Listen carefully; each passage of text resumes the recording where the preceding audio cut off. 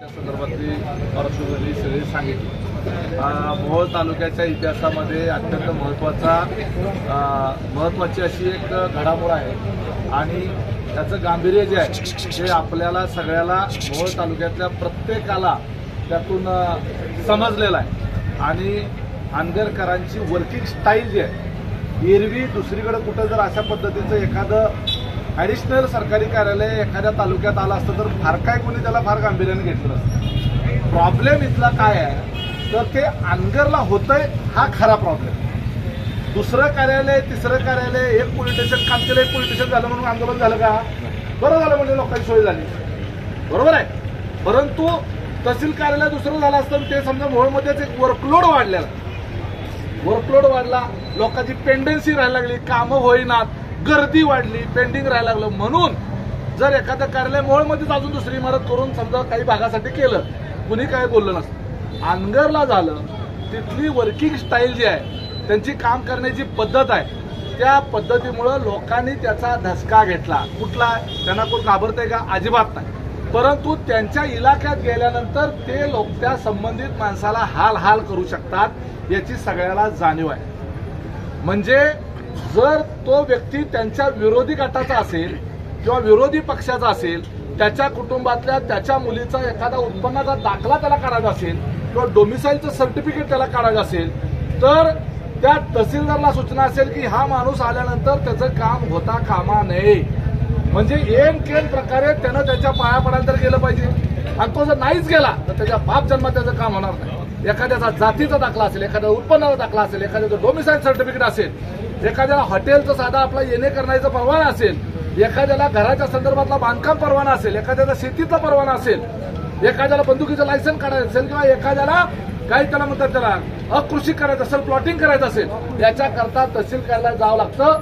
त्यामुळं सदा शिक्षण घेणाऱ्या विद्यार्थ्यापासून ते व्यवसाय करणाऱ्यापर्यंत साधं तुम्हाला एखादा सांस्कृतिक कार्यक्रम घ्यायचा असेल तरी तहसील कार्यालयाची परवानगी लागते। तुम्हाला एखादी जयंती साजरी करायची असेल तर तिथे अर्ज द्यायला लागतो, पुण्यतिथी साजरी करायचा अर्ज द्यायला लागतो। तो अर्ज त्या ठिकाणी तुमचा नामंजूर होईल, कारण संबंधित तहसीलदार असेल तिथला, तो तहसीलदार हा त्याला मांडलिक असलेला असेल आणि जर त्याचा न ऐकणारा तहसीलदार असेल तर त्या तहसीलदारावर काहीतरी केस करून त्याच्यावर काहीतरी गुन्हा दाखल करून कुठली तरी लचाण त्याच्या मागे लावून त्याला सस्पेंड करून टाकते। त्यामुळे त्या तहसीलदारच्या मनामध्ये कायम भीती राहील की ह्यांचं जर नाही ऐकलं तर उद्या आपलीच नोकरी जाईल।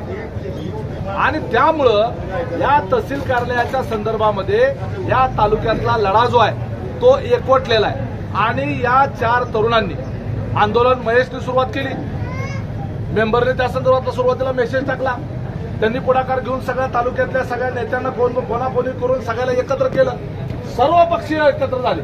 याच्यात सत्ताधारी पण आहेत आणि विरोधी पक्षाचे पण आहेत। त्यामध्ये कुणीतरी पुढाकार घ्यायला लागतो आणि ते पुढाकार घेत असताना अगोदर मागं कोण कुठं होतं, कसं होतं याच्याकडे न पाहता आज जर आमच्या जीवावरच आला असेल, आज आमच्या घरादारावरच आला असेल, आज आमच्या जर लेकराबाळावर आला असेल आणि आज आमच्या जर पोटावरच आला असेल तर अशा वेळेला संघर्षाशिवाय पर्याय राहत नाही। आणि याच्याकरता म्हणून सगळ्यांनी जे त्यांना अटॅच असलेले सुद्धा, त्यांच्याबरोबर कधी काळी जेवणं बसणं उठणं केलेली सुद्धा माणसं म्हणली की हे चालणार, हे आम्ही सहन करू शकत नाही। आणि याच्याकरताचं खरं षडयंत्र जे आहे ते षडयंत्र दूरगामी आहे। त्यांना कसल्याही परिस्थितीमध्ये अनगरला तालुका करायचा आहे, अनगर हे तालुका प्लेस करायचं आहे। सगळी कार्यालय एक एक करून तिथं घेऊन जायचे आहेत आणि मोहोळचं महत्व हे संपुष्टात आणायचं आहे, मोहोळची बाजारपेठ संपुष्टात आणायची आहे।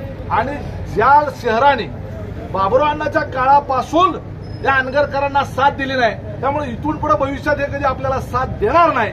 त्यामुळे ह्यांचे हाल करायचे, ज्यांच्या जीवावर हे मोहोळ शहर आज उभं आहे, त्याचं महत्वाची सरकारी कार्यालय तिथली काढून घेतल्यानंतर लोकांचा इथं येण्याचा ओघ जो आहे तो थांबवल्यानंतर त्या मोहोळमध्ये बकालपणा येईल।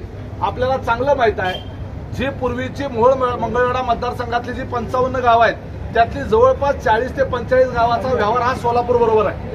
कुरुल असेल, कामती असेल, तो सगळा भाग घोडेश्वर ह्याचा व्यापार सगळा सोलापूर बरोबर आहे। आणि ही जी आता अनगर असेल, त्याचबरोबर नरखेड असेल, त्याचबरोबर शेटपळ असेल आणि त्याचबरोबर पिनूर असेल, हा जो सगळं मंडळ आहे ही जी गावं आहे त्यातली 42-45 गावं ह्यांचा सगळा रोजचा व्यवहार जो आहे यातली 10-12 गावं युती तिकडे पंढरपूरला आहे. हा मग त्यातली पण काही पंढरपूरला अटॅच असलेले आहेत. तर हा सगळा व्यवहार मोहोळ बरोबर आहे. म्हणजे याचा अर्थ या अनगर तहसील कार्यालयामध्ये जोडलेली जी 4 मंडळ आहेत या 4ही मंडळाला एकदा बाजूला काढल्यानंतर हे मोहोळ बकाल होऊ शकतं आणि या मोहोळच्यावर घाला घालणाऱ्या प्रवृत्तीचा सगळ्यांना लक्षात त्यातनं चीड निर्माण झालेली आहे आणि म्हणून करता ही सर्व पक्षीय समिती तयार झाली.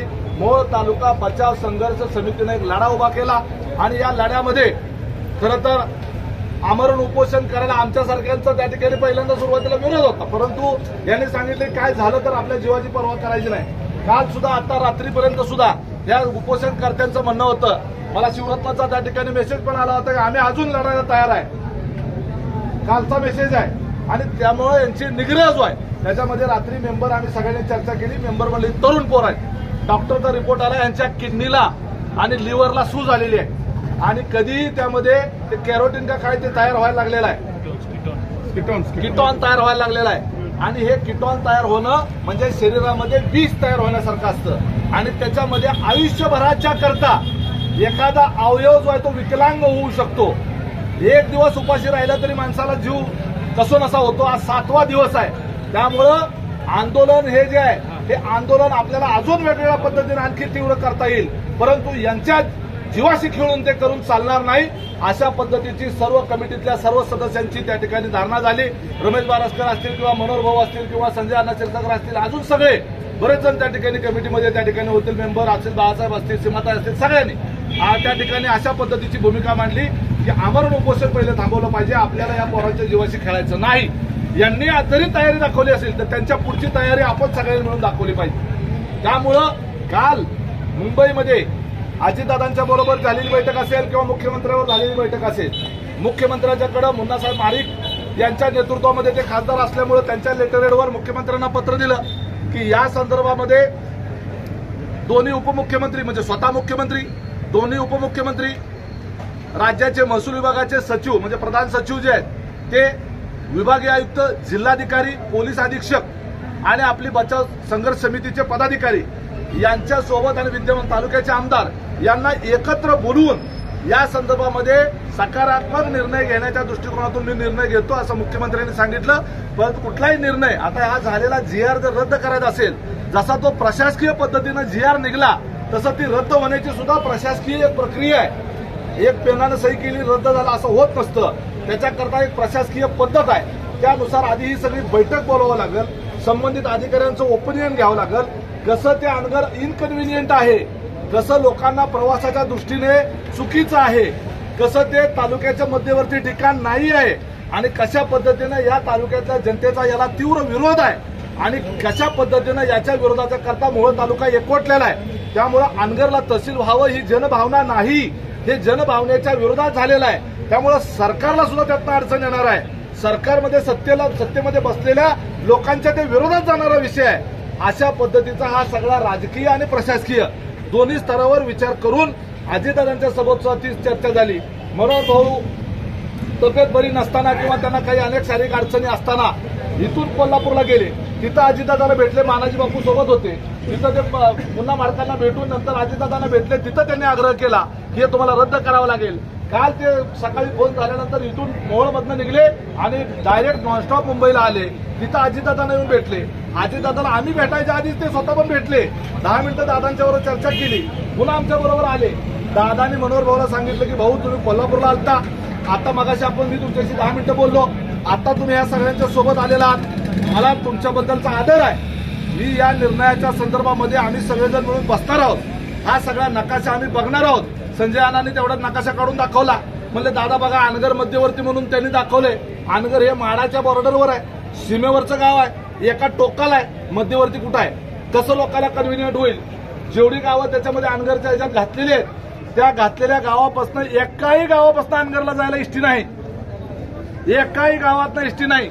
म्हणजे ट्रान्सपोर्टेशनची सुविधा, सरकारी ट्रान्सपोर्टेशनची सुविधा जी आहे ती 99% गावामधून नाही. मोहोळला 100% सुविधा आहे. प्रत्येक गावातून मोहोळला येण्याच्या करता कुठलं ना कुठलं सरकारी व्यवस्था आहे. 90% गावांमधून एसटी येते. परंतु अनगरला जायला एसटी नाही. हे सगळं काल संजय अण्णांनी तिथं सांगितलं आणि हे सगळं त्यांच्या लक्षात आल्यानंतर म्हणले की आम्ही अंतिम याच्यापर्यंत अजून आलेलो जरी नसलो तरी एक प्रवाह असा म्हणतो की या ठिकाणच्या ऐवजी दुसऱ्या ठिकाणी करा, एक प्रवाह म्हणतो रद्द करा, एक प्रवाह म्हणतो की मोहोळमध्येच करा. असे 2-3 प्रवाह आहेत. या सगळ्याच्या बाबतीमध्ये प्रशासनाचं मत आम्हाला जाणून घ्यावं लागेल आणि याच्याकरता राज्याचे महसूलचे सेक्रेटरी असतील, विभागीय आयुक्त असतील, कलेक्टर असतील आणि कायदा आणि सुव्यवस्थेची माहिती देण्याकरता पोलीस अधिकारी असतील, या सगळ्यांना आम्ही एकत्रित बैठकीला बोलवू. काल मुख्यमंत्र्यांनी मुन्नासाहेब महाडिक यांच्या लेटर हेडवर रिमार्क लिहिलेला आहे आणि प्रशासनाला आदेश दिलेले आहे की या पद्धतीची तातडीनं बैठक बोलवावी. आज 15 ऑगस्ट असल्यामुळे सगळे मंत्री, सगळेजण ज्या त्या जिल्ह्यामध्ये पालकमंत्री वगैरे असतील ते सगळे तिकडे तिकडे गेलेले आहेत. उद्या वर्किंग डे, शुक्रवार आलाय, शनिवार आलाय, रविवार आलाय. त्यामुळे कदाचित सोमवार, मंगळवार, बुधवार या 2-3 दिवसामध्ये ज्या दिवशी कॅबिनेट असेल त्या दिवशी मागं पुढे बघून ही बैठक जी आता मी सांगितलेली बैठक त्या ठिकाणी बोलवली जाईल. पण माझं मोहोळमधल्या नागरिकांना एक आपल्याला सगळ्याला आव्हान आहे आणि त्याचबरोबर या वेगवेगळ्या पक्षाच्या सर्व पुढाऱ्यांना आव्हान आहे. यामध्ये कुणी लहान नाही, कुणी मोठा नाही, इथं प्रत्येकजण कार्यकर्ता आहे आणि या सर्वसामान्य मोहोळमध्ये इथं उपस्थित असलेले काहीशे लोक आणि या चॅनलच्या माध्यमातून इथला वृत्तांत ऐकणारे मोहोळ तालुक्यातली 5 लाख लोक, ह्या सगळ्यांचं लक्ष लागलंय. ही कमिटी जी आहे आणि हे आंदोलन जे आहे त्याचं पुढे काय होणार आहे, त्या निर्णयाचं पुढे काय होणार आहे. त्यामुळे आपल्या व्हॉट्सअप ग्रुपमध्ये चाललेली चर्चा किंवा व्हॉट्सअप ग्रुपमध्ये आलेले मेसेज किंवा व्हॉट्सअपच्या ग्रुपचा निरोप म्हणजे अख्ख्या तालुक्यावर परिणाम करणारा हे लक्षात ठेवा. त्यामुळे याचं जबाबदारीचं भान असलं पाहिजे. आणि याकरता काल संध्याकाळी काही जण म्हणायला लागले की आपण आता सगळं व्यवस्थित वाटतंय तर उपोषण थांबवून टाकू. अजिबात तसं नसतं. बैठक होण्याची आवश्यकता होती. त्यामुळं आज आम्ही तातडीनं सगळे मुंबईला होते, पहाटेपर्यंत मोहोळमध्ये आले. मेंबर सकाळी 7ला पोहोचले. आम्ही लोक पुण्यात पोहोचून उठून सकाळी परत इथं आलो. अशा पद्धतीनं रात्रभर प्रवास करून सकाळी 11 वाजताची बैठकीला या ठिकाणी एकत्रित झाले. सगळ्याची बैठक झाली. बैठकीत सगळ्याचं एक मत झालं, पहिलं उपोषण थांबवलं पाहिजे. दुसरी गोष्ट, मोहोळमधल्या व्यापाऱ्यांनी अतिशय उत्स्फूर्तपणे आपल्याला प्रतिसाद दिला. ताबडतोब त्यांनी स्वयंस्फूर्तीनं बंद केला. परंतु बंद झाल्यानंतर वेगवेगळ्या अडचणी सामोऱ्या सामान्य लोकांना जातात आणि त्यामुळे सगळ्यांचं मत असं झालं, छोट्या छोट्या गोष्टीसाठी दुकानात जावं लागतं. ते केक वगैरे असणाऱ्यांचा सगळा माल खराब होतो. ज्या दूधवाले आहेत त्यांचा दुधाचं नासाडी होते. लोक घराच्या बाहेर पडत नाही आणि त्यामुळं बऱ्याच जणांचं सामान्य माणसं व्यापाऱ्याचं तर नुकसान होतंच, परंतु सामान्य माणसाच्या सुद्धा अडचणी होतात. तर त्या अडचणी होऊ नये याच्याकरता कुणाचं बांधकाम चाललेलं आहे, बांधकाम चालू असताना त्याला वाळूची किंवा अजून कुठल्या साहित्याची, सिमेंटची गरज आहे, सिमेंटचं दुकानात बंद आहे, त्यामुळे घोळ होतोय. तर आम्ही त्यामुळे असं ठरवलं की मोहोळचा बंद जो आहे तो मागे घ्यायचा. त्यांना विनंती करायची की मागे घ्या. कालपासून निरोप द्यायला सुरुवात झाली. आज बऱ्यापैकी दुकानं उघडलेली आहेत आणि उपोषण करताना आम्ही अशी कमिटीच्या वतीनं अशी विनंती करायला ठरवलं की आपण उपोषण मागे घ्यावं. आपला लढा जो आहे त्या मोहोळ तालुक्याच्या इतिहासात सुवर्ण अक्षरानं लिहिला जाणार आहे आणि आपण दिलेला जो लढा आहे याच्यातून मोहोळ तालुक्यातल्या सर्वसामान्य तरुणांना मोठी प्रेरणा मिळालेली आहे. लढायचं कसं असतं, याची जिद्द कशी असते, कशी चिकाटी कशी असते आणि उडारी एकीकडे असताना सामान्य कार्यकर्ता सुद्धा कशा पद्धतीनं जीवाची बाजी लावून लढू शकतो याचं ज्वलंत उदाहरण म्हणजे हे 4 तरुण आहेत. आणि यांनी जो लढा दिलेला आहे या लढ्यामुळे या मोहोळ तालुका सुद्धा भावनिक झालेला आहे. मशाल मोर्चा म्हणा नाही तर टेंबा मोर्चा म्हणा, मोर्चा महत्वाचा आहे. त्यामागची भावना महत्वाची आहे, त्यामागची प्रेरणा महत्वाची आहे. त्याच्यातला जो तयार झालेला द्वेष जो आहे तो महत्वाचा आहे. आणि अनगरकरांच्या बाबतीमध्ये ह्या लढाईची ही सुरुवात आहे, लक्षात ठेवा. अनगरकर मुजोर आहेत, मस्तवाल आहेत, मस्तीखोर आहेत, घमंडी आहेत आणि त्यांची घमंड जर तोडायची असेल तर रमेश बारसकरनं सांगितल्याप्रमाणे त्यांचा जीव जो आहे तो त्या पोपटात आहे. म्हणजे तो आमदारकीचा जो पोपट आहे त्या पोपटात त्याचा जीव आहे आणि त्याच्यामुळे ही मस्ती आलेली आहे. आणि त्याच्या जीवावर या मोहोळ तालुक्यात मी काहीही करू शकतो, मी सर्वसामान्य माणसाच्या घरादारावर वरवंटा फिरवू शकतो, हा जो मुजोर मस्तवालपणा आलेला आहे, कुणालाही मारू शकतो, कुणाचाही खून करू शकतो, हे जे त्याच्या मनात झालेलं आहे. त्यामुळं हा लढा हा आपल्याला तिथपर्यंत घेऊन जायचा आहे. बचाव समितीच्या कमिटीमधले उद्याच्याला कदाचित आजच सांगून ठेवतो की अजून ही लढाई संपलेली नाही. अजून अधिकृत असा तहसील कार्यालय रद्द केल्याचा किंवा ठिकाण बदलण्याचा आदेश अधिकृत अजून निघालेला नाही.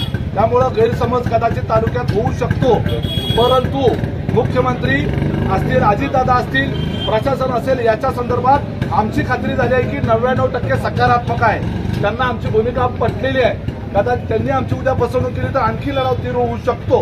परंतु ते आपल्याला निश्चितपणे सकारात्मक त्या ठिकाणी आपल्याला काल आपल्याला वातावरण तिथलं सगळं दिसलेलं आहे. शिवाय पोरांच्या तब्येतीचा आणि जीवाचा प्रश्न आहे. ह्या सगळ्या गोष्टीचा विचार करून हे आंदोलन जे आहे, उपोषणाचं आंदोलन आणि मोहोळ बंद एवढंच फक्त स्थगित राहणार आहे. बाकी मोहोळ तालुक्यातल्या जनजागृतीचा लढा हा चालूच राहणार आहे. मोहोळ तालुक्याच्या जोपर्यंत हा निर्णय होत नाही तोपर्यंत हा लढा असाच चालू राहणार आहे. या कदाचित भविष्य काळामध्ये आनगरकर विरोधकांना मॅनेज करण्यामध्ये पटाईत आहेत, एवढं लक्षात ठेवा. विरोधकांना फोडण्यामध्ये पटाईत आहेत. आमच्यापैकी कदाचित ह्या कमिटीत असलेल्या नावापैकी कदाचित इथं बसलेल्यापैकी जरा त्याची वेगळी भूमिका दिसायला लागली की लक्षात येतं सगळ्याला. तर आपल्या तालुक्यातले माणूस जरी राजकारणात नसला तरी राजकारण त्याला चांगलं कळतं. त्यामुळे कोण काय बोलायला लागलाय, काय मेसेज टाकायला लागलाय याच्यावर लक्षात घ्यायचं की हा मॅनेज व्हायच्या मार्गावर आहे. त्यामुळं आम्ही सगळे जरी मॅनेज झालो तर मोहोळची जनता मॅनेज होता कामा नये, मोहोळ तालुका मॅनेज होता कामा नये. हा लढा जो निर्माण केलेला आहे, हा लढा जो आहे तो शेवटपर्यंत चालला पाहिजे. आम्हाला आमचे पुढाऱ्यांचे वेगळे स्वार्थ असतात. आम्हाला आमचे काही साधनं साध्य करून घ्यायचं असतं. आम्ही पुढारी जो असतो ते पुढारपण करत असताना कुणाच तरी याच्यावर पाय देऊनच पुढे जावं लागतं असं काही जणांची धारणा असते, किंवा कुठेतरी ऍडजस्टमेंट केल्याशिवाय काय मिळत नसतं अशी धारणा असते. परंतु आमचं काय कुणाला मिळायचं असतं ते चुलीत जाऊ द्या. कुणाच्याही ज्या वेळेला एखादा आमच्यापैकी नेता आनगरकरांना मदत होईल अशी भाषा करायला लागेल त्यावेळेला समजायचं की हा फुटलाय.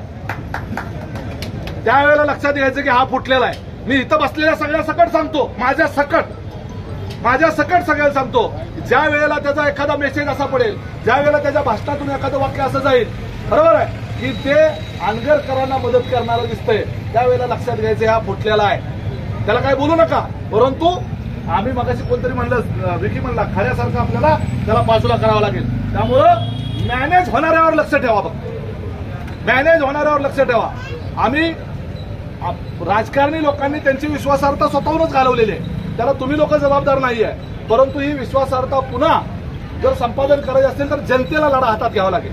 आम्ही जरी नसलो तरी हा मोहोळ तालुक्यातल्या सर्वसामान्य जनतेला हा लढा हातात घ्यावा लागेल. मोहोळ शहरातल्या नागरिकांना हा लढा हातात घ्यावा लागेल. नरखेड भागातल्या लोकांना, पेनूर भागातल्या लोकांना, शेटपळ भागातल्या लोकांना हा लढा जो आहे तो हातात घ्यावा लागेल. त्यामुळे ही लढाई पुढाऱ्यांच्या पुरती मर्यादित न राहता सामान्य जनतेची ही लढाई झाली पाहिजे. आणि या पोरांच्या करता, या पोरांनी जे कळकळीने तुमच्यासाठी आंदोलन केले, 7 दिवस उपाशी राहिलेले आहेत आणि स्वतःच्या तब्येतीचं त्या ठिकाणी पर्वा न करता जीवाची बाजी लावून लढलेले आहेत, त्यांच्याशी कुठलीही प्रातारणा होणार नाही, त्यांच्याशी कुठली गद्दारी होणार नाही. त्यांच्या अशा पद्धतीनं तरुण मोहोळच्या करता उद्या उभं राहणारे उद्या नाउमेद होता कामा नये. लढण्याच्या करता हे सगळे मॅनेज होतात आणि आम्हाला पुढे करतात अशी भावना मोहोळ तालुक्यातल्या पुढच्या पिढीच्या मनात होता कामा नये. याची काळजी आम्ही सर्व पुढाऱ्यांनी घेण्याची आवश्यकता आहे. जनता त्यांचं काम करते आहे, जनता त्यांचं काम करणार आहे, नागरिक त्यांचं काम करणार आहेत, मतदार त्यांचं काम करणार आहेत. फक्त पुढाऱ्यांनी त्यांचा प्रामाणिकपणा सोडू नये. ही निष्ठा, ही एकी ही कायम राहावी. शेवटी नागनाथ महाराजाची शपथ सगळ्यांनी परवा घेतलेली आहे. त्यामुळं श्रावण महिन्यामध्ये हे भान सातत्यानं ठेवावं की आपण नागनाथ महाराजाची शपथ खाल्लेली आहे, एकी तुटू देणार नाही. त्यामुळं कोण लहान नाही, कोण मोठा नाही, हा लढा मोठा आहे. एवढंच बोलतो आणि थांबतो.